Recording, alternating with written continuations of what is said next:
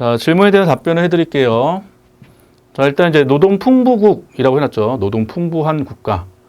그 다음에 이제 노동집약제 나오죠. 그래서 노동풍부국은 노동집약제를 어떻게 돼요? 수출하는 거죠. 이게. 그러니까 이게 연결고리가 좀 끊겼는데, 노동풍부한 국가면,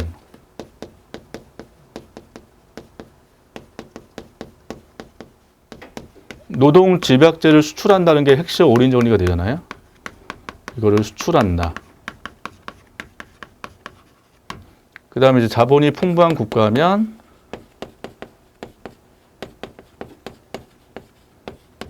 자본 집약제를 수출하겠죠.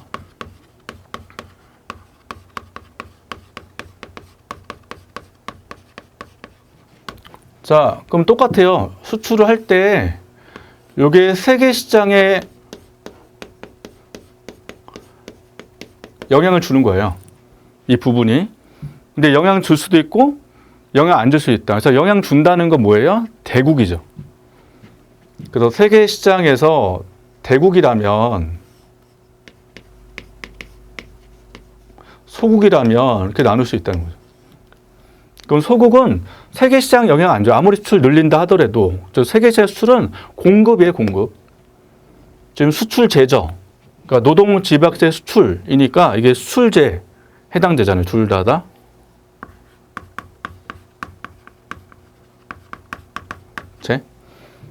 그래서 소국은 아무리 수출을 늘려도 공급에 영향을 안 줍니다.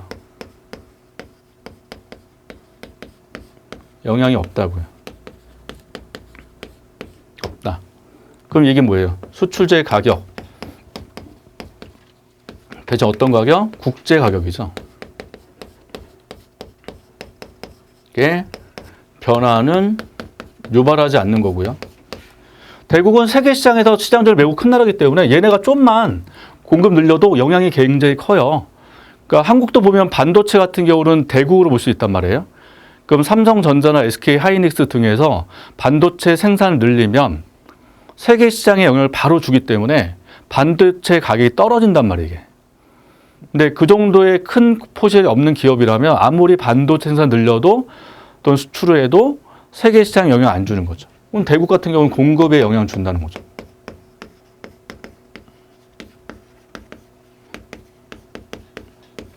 주니까 수출제 국제 가격은 어떻게 돼요? 떨어지죠. 하락. 이게 뭐다? 교육 주권 악화죠.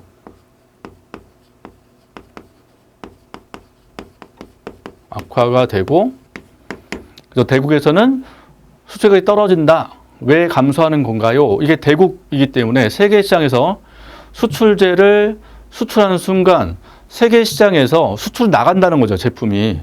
공급에 영향을 주는 거예요. 즉 공급 증가죠. 공급 증가. 그럼 공급 증가하면 가격이 떨어지겠죠. 그래서 세계 시장과 연관성 있는 거고, 이게 지금 설명드린 경제성장 국제붕인데 노동 풍부국으로 경제성장이 될 수 있다. 노동이 늘어나면 경제가 성장할 수 있다. 그래서 교육적인 악화와 더불어 경제성장 효과가 있을 수 있다는 거죠. 노동이 풍부해지니까. 또 수출해지니까, 수출을 늘리니까. 그래서 경제 성장 효과와 교육 조건의 악화라는 효과가 동시에 발생할 수도 있더라. 그래서 이 중에 어디가 더 크냐? 그래서 만약에 교육 조건 악화가 더 크다면 그걸 뭐라고 했어요?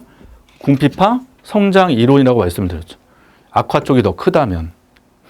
그래서 교육 조건 악화 관련된 논점이 두 가지 있었어요. 첫 번째 궁핍화 성장, 두 번째 뭐였어요?